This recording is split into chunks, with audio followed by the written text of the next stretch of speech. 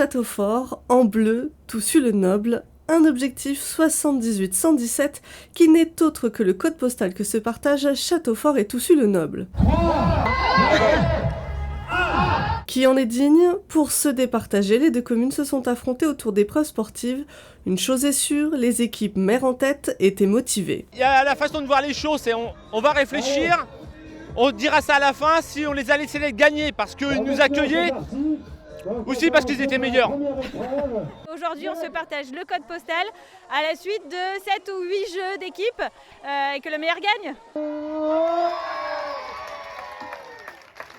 Aujourd'hui, nous allons nous battre pour le code postal. Patrice, révélation. Les épreuves sont lancées.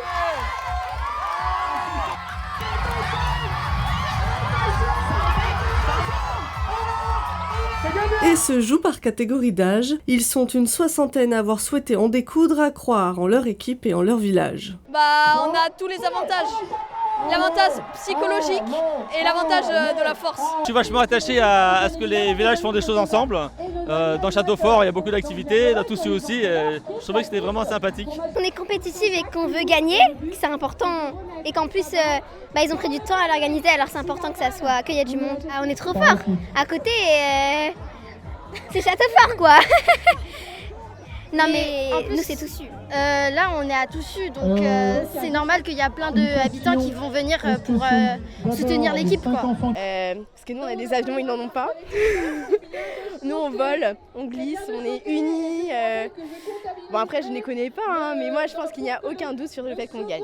Tir à la corde, course en sac, glisse, ski, voici quelques-unes des épreuves. Une ambiance bon enfant avec un but solidaire.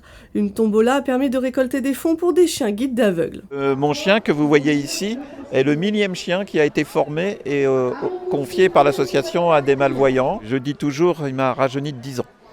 C'est-à-dire que là, il y a le côté gain d'autonomie, que tout le monde peut imaginer, hein, chien guide, ça vous guide, comme son nom l'indique.